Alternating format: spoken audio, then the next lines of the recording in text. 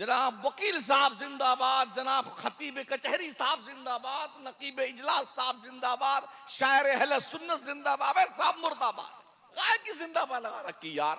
जिस कौम की बच्चियां भागकर गैरों से शादियां कर रही वो जिंदाबाद है।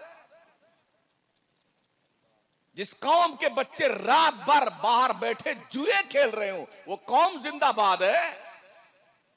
जिस कौम के बच्चे अगर 500 रुपए कमाते हो तो 250 रुपए की पूरी खा जाते हो वो कौम जिंदाबाद है। जिस कौम के नौजवान बच्चे जवान होने से पहले बुढ़े हो जाते हो पूड़ियां खा खा करके वो कौम भी जिंदाबाद है। डूब मरो चुल्लू भर पानी में।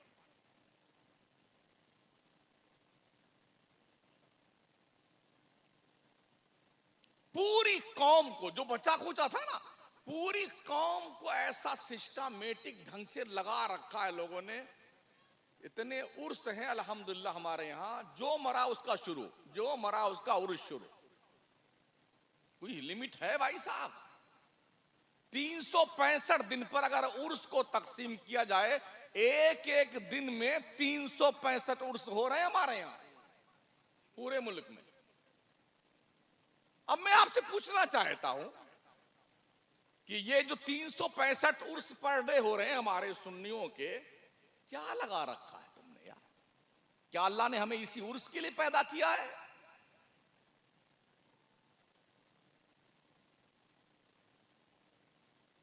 मुझे बताइए तो सही। मैं पूरे मुल्क से पूछ रहा हूं उलमा से, मुझे बताओ क्या ख्वाजा मोइनुद्दीन चिश्ती ने अपने पीर का उर्स ऐसे किया था जैसे आज ख्वाजा का उर्स हो रहा है? मुझे बताओ आला हजरत सरकार का जो उर्स हो रहा है, क्या आला हजरत ने अपने पीरो मुर्शिद सरकार आले रसूल मारहरवी का ऐसे उर्स किया था जैसे आला हजरत का उर्स होता? अगर ऐसा उर्स किया होता तो 1400 किताबें नहीं लिखते वो।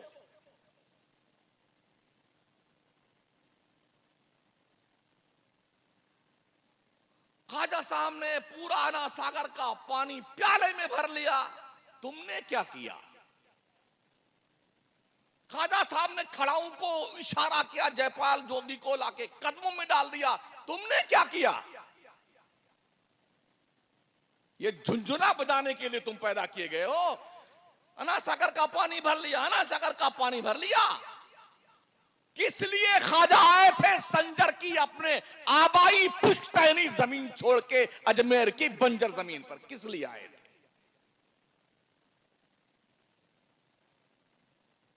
घर छोड़ा, खानदान छोड़ा, कारोबार छोड़ा, खेती बाड़ी छोड़ी, अंगूर का बगीचा छोड़ दिया, पंचक्की छोड़ दी, सबको त्याग पत्र देके आ गए। क्या जरूरत थी मखदूम सिमना को, सिमना की हुकूमत को लात मार कर सहरा नवर्दी करता हुआ पंडवा शरीफ से होकर कछौछा आने की क्या जरूरत थी?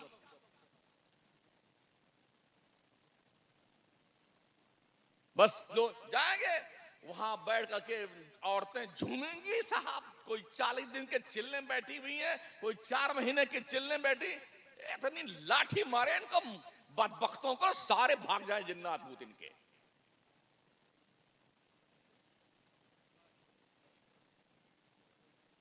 भर भर के नीर का पानी लेके आ रहे हैं। अरे ओ बेहुदे सुन कान खोल करके, फीहे शिफाउल लिन्नास, अल्लाह ने कुरान में शिफा रखी है। कभी पढ़ता है कुरान?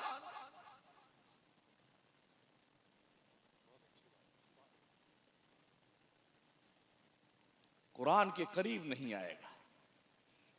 बाप चाहे पूरी जिंदगी शराब पीता रहे, मर गया ना, अब आएगा अल्जामतुन नूरिया के मुदर्रिसीन के पास, हजरत कुरान खानी करके अब्बा को बख्शवा दीजिए। तेरी ऐसी की तैसी, पूरी जिंदगी कुरान को छुआ तक नहीं, शराब पीता रहा, जुआ खेलता रहा, बदमाशी करता, अब बख्शवाने के लिए मौलाना के पास आया हुआ है।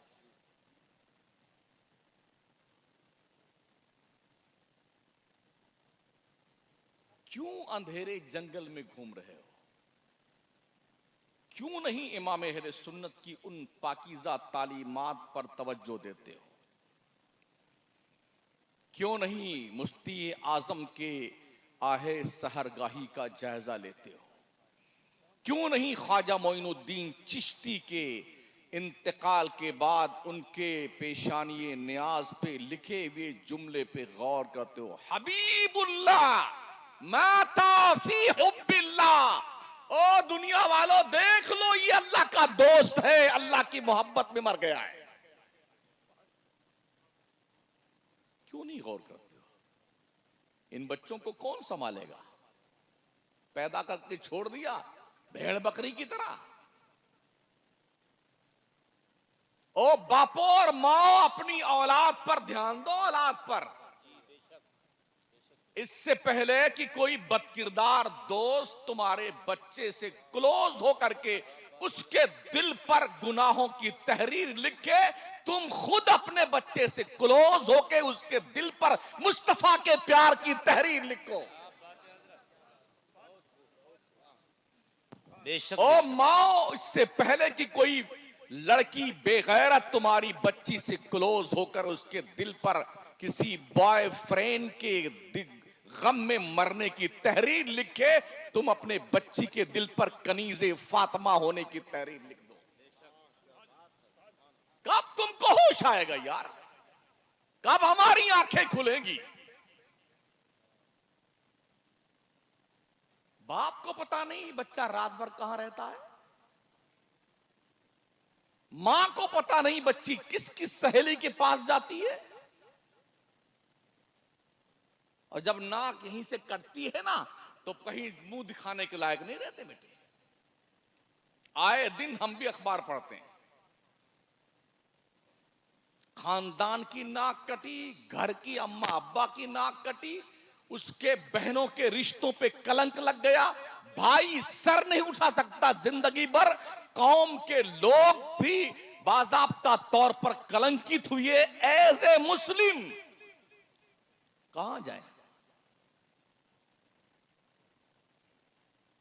संभालो अपने बच्चों। मेरे करीम आका फरमाते हैं, अपने बच्चों के लिए ऐसे दोस्तों का सिलेक्शन करो जो बच्चों के लिए अच्छे दोस्त बन सके, अच्छे दोस्त बन सके। अन्नासु अला दीनी खलीलिहिम, आका फरमाते हैं लोग अपने दोस्तों के दीन और तरीके पे होते हैं। फलयंजुर अहदुकुम मन युखालिलु, तो तुम में का हर कोई देखे वो किसकी दोस्ती कर रहा है, किससे दोस्ती कर रहा है। दोस्ती करने से पहले दोस्त को जांचिए, परखिए, क्या वो आपकी दोस्ती के लायक है भी कि नहीं है। मेरे करीम आका फरमाते हैं मफहूम हदीस, और मेरी उम्मत के लोगों, अच्छे दोस्त को दोस्त बनाओ, और अच्छा दोस्त वो है जब तुम उसे देखो तो तुम्हें खुदा की याद आ जाए, वो अच्छा दोस्त होता है। ये भी आका ने फरमाया, अच्छा दोस्त वो है जो तुम्हें तुम्हारे नेकी करने में तुम्हारी मदद करे, और जब तुम रास्ता भूल जाओ, अल्लाह रसूल के ट्रैक से हट जाओ, तो तुम्हें वापस उस ट्रैक पे ले आए, वो तुम्हारा अच्छा दोस्त। और बुरा दोस्त वो है जो तुम्हें तुम्हारी नेकियों पर मदद ना करे, और जब तुम नेकी ना करना चाहो तो तुम्हें तंबीह भी ना करे, बल्कि वो खुश रहे कि हमारा दोस्त भी हमारे ढर्रे पे चल रहा है। वैसे भी लोग अच्छे बुरे बनते कैसे हैं? मेरे रब ने फरमाया ना, या अय्युहल्लज़ीना आमनुत्तकुल्लाह व कूनू मअस सादिकीन, ऐ ईमान वालो अल्लाह से डरो और सच्चों के साथी बन जाओ। सच्चों और अच्छों के साथी बनने का हुक्म अल्लाह ने दिया है, उसके रसूल ने दिया है। तो अच्छा दोस्त तलाश कीजिए ताकि आप अच्छा बने, नेक बने। एक मिसाल और मेरे आका ने बयान फरमाई कि अच्छे दोस्त की सोहबत ऐसी है जैसे तुम किसी इत्र की दुकान में बैठे हो, तुमने इत्र तो खरीदा नहीं मगर उसकी खुशबू तो जरूर तुम तक आ जाएगी। और बुरे दोस्त की मिसाल आका ने बयान फरमाई उस भट्टी की तरह है जहां पर आग सुलग रही हो, धुआं निकल रहा हो, वहां अगर आप बैठेंगे ना तो अगर भले ही आपको चिंगारी ना लगे तो धुआं तो आपके हिस्से में जरूर आएगा। आप जिसके साथ रहेंगे उसी के साथ के कहे जाएंगे। अगर आप जुआ नहीं खेलते हैं लेकिन जुआ खेलने वालों के साथ खड़े बैठे हैं तो लोग क्या कहेंगे, ये जुआरी है, खबीस जुआरी है, यही कहेगा ना आदमी। शराब आप नहीं पीते हैं मगर शराब के अड्डे के पास आप मडलाते हुए दिखाई पड़े, लोग कहेंगे कुछ गड़बड़ तो जरूर है, हाँ ये चक्कर में है शराब पीने के, हालांकि आप शराब नहीं पीते हैं। तो उन जगहों से बचने का हुक्म है जिन जगहों से इत्तिहाम लगने का डाउटफुल होता हो, बचिए उन जगहों से।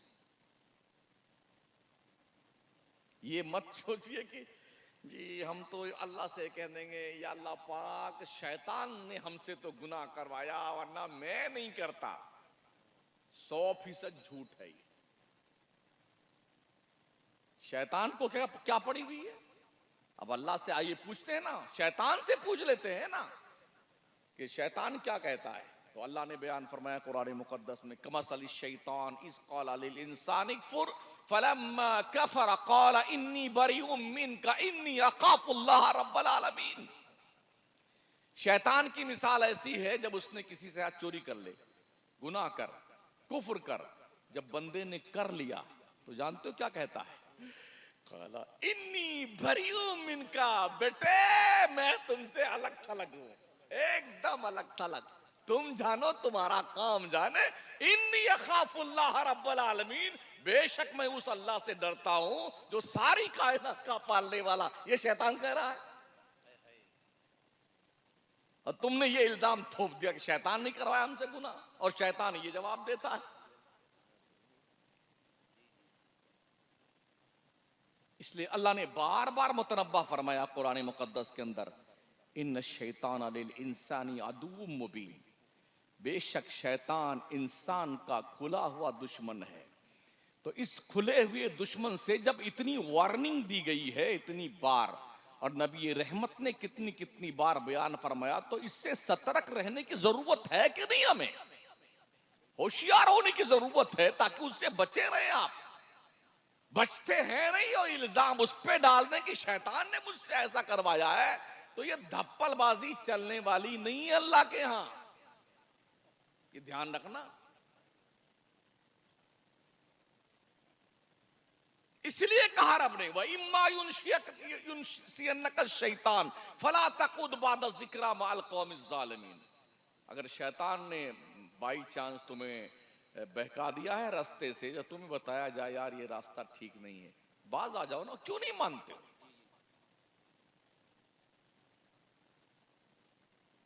यहां इमाम साहब लोग भी होंगे। हजरत कितने नमाजी हैं? एक साथ में कितने आदमी आते हैं? 25 आदमी। पूरा मोहल्ला मुसलमानों का है, तो ये बकिया जिन्नात लोग कहां जाते हैं? अल्लाह की रोजी सुबह से शाम तक भेड़ बकरी तरह खाया जा रहा है बेटा। सुबह उठता है बस चालू है मशीन मशीन, हाँ बेटी अलग, पहले बेटी तशरीफ लाती है, यानी सो के भी आंख आधी खुली है, उसी पे जो मुंह में भी कुछ बाहर निकला नहीं, वहीं पे पिए जा रहा है बेटा। बेटी अंग्रेजों की पैरवी में पी जा रहा है, पी जा रहा है। फिर जो मुंह चालू हुआ ना, तो अंडा, पराठा, कीमा, और जी अभी क्या खाया गया है? हाँ पाया और नारी और नल्ली और भेजा थे। भाई साहब इस पे रहम कीजिए, हाँ थोड़ा कर्म कीजिए इस तोंद शरीफ पर, इसलिए कि इसकी हथड़ियां अगर उलझी ना तो डॉक्टरों के चक्कर लगाते लगाते तुम्हारी हवा निकल जाएगी। अल्लाह की इतनी रोजी खा डाली, तुमने कभी अल्लाह का शुक्रिया भी अदा किया?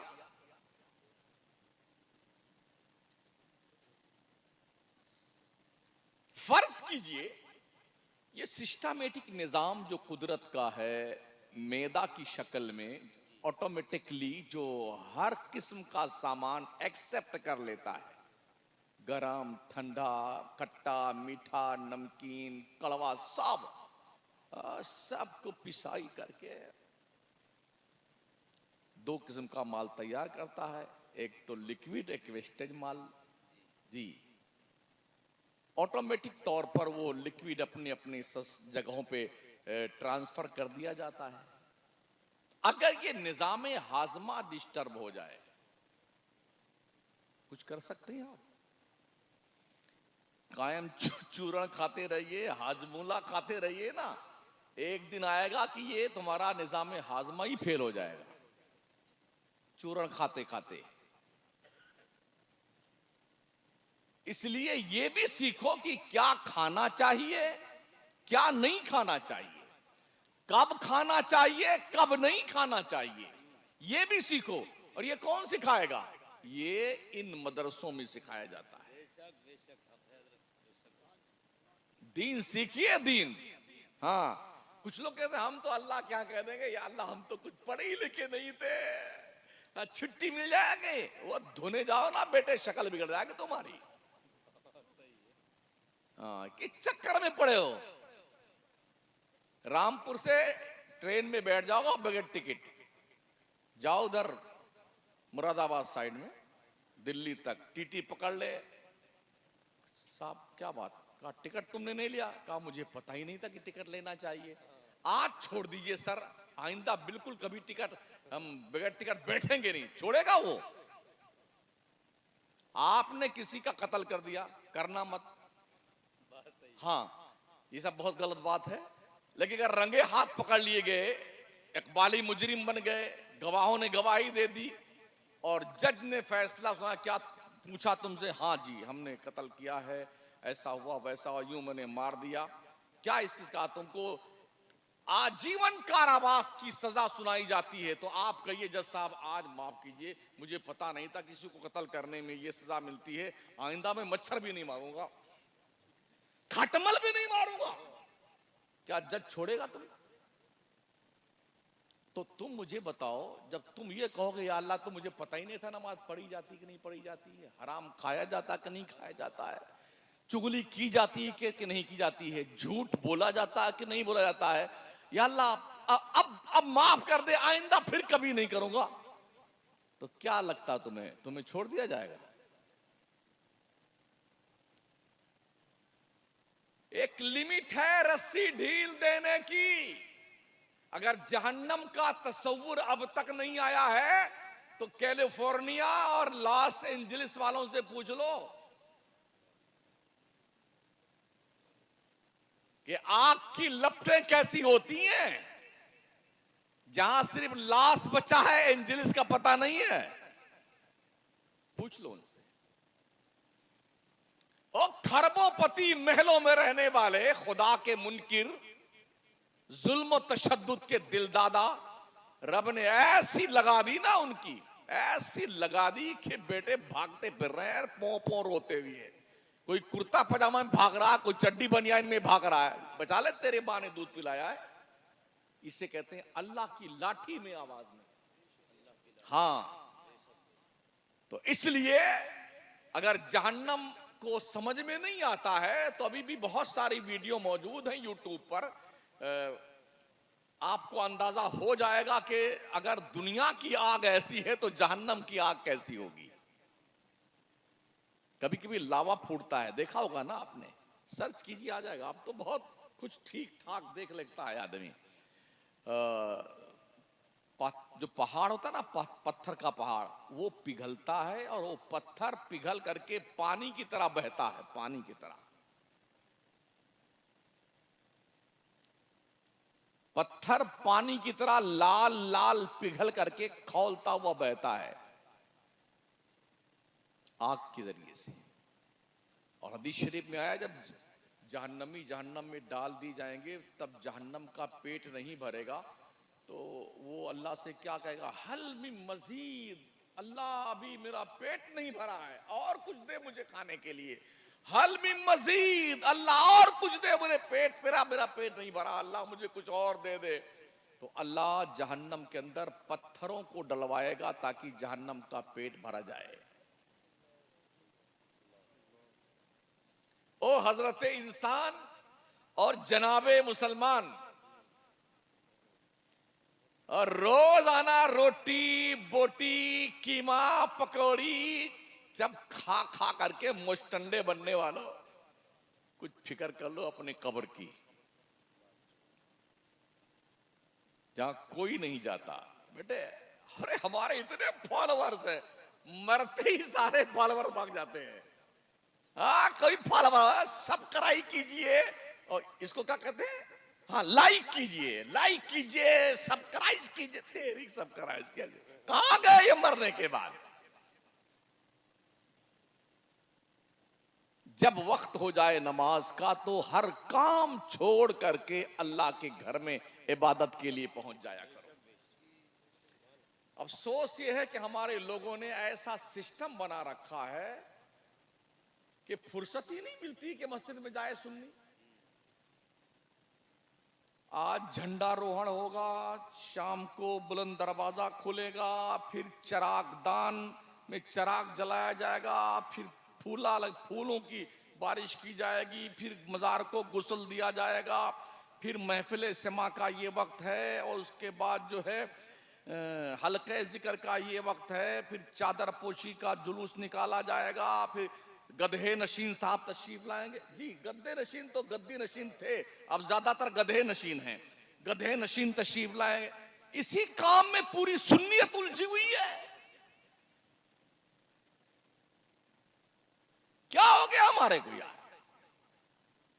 होना तो ये चाहिए था, वलियों ने जो करके दिखाया है उस काम को आगे बढ़ाते। हाँ जी वहां बैठे धोनी रमाए बैठे भी हैं। हमने ये भी देखा है, वो जब मजार पे वो सुलगाते नहीं अगरबत्ती, जब लोबान की धोनी देते हैं, हम भी कभी कभी जब जाते हैं तो एक आदमी एक धोनी देते, तो लोग जो वहां हाजिर होते हैं वो धुआं खाते हैं। गधे कहीं के, धुआं खाता है खबीस। कुछ को देखा जो अगरबत्ती सुलगा करके जो उसकी राख गिर जाती है ना, जबान से चाटता जाहिल कहीं का। क्या लगा रखा है तुमने यार? घर में मां बेचारी बीमार है, तड़प रही है, उसकी दवाओं के लिए पैसे नहीं है, और पीर की जूतियां लेके कमीना नाच रहा है। घर में बाप तड़प रहा है, दर्द से करा रहा है, उसके पास बैठने का वक्त नहीं है औलाद के पास में, और पीर जिंदाबाद जिंदाबाद जिंदाबाद।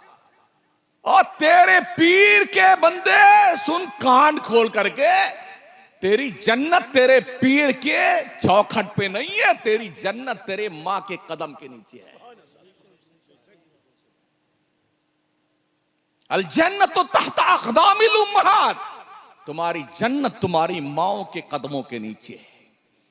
तेरा बाप वो स्पेशली आदमी तेरे लिए है जिसकी शान मुस्तफा करीम ने बयान फरमाई, दुआए वालिदी लिवालिदिही कदुआई लकुम। एक बाप की दुआ अपनी औलाद के हक में ऐसी होती है जैसे एक नबी की दुआ उम्मत के लिए हुआ करती है। कभी समझा तुमने अहमियत अपने बाप की? माँ बाप के लिए नमाजों में हुक्म है कि दुआएं मांगा करो अपने माँ बाप के लिए। रब्बना ग़फ़िरली वली वालिदैया वलिल मुअमिनीना यौम यक़ूमुल हिसाब। दुआएं मांगा करो नमाजों में माँ बाप के लिए। जो दुआएं कहीं कबूल नहीं होती हैं, मां की चौखट पे बैठ दिल से अगर मां ने दुआ कर दी ना, अल्लाह की इज्जत की कसम उसकी दुआ रद्द नहीं करता परवरदिगार।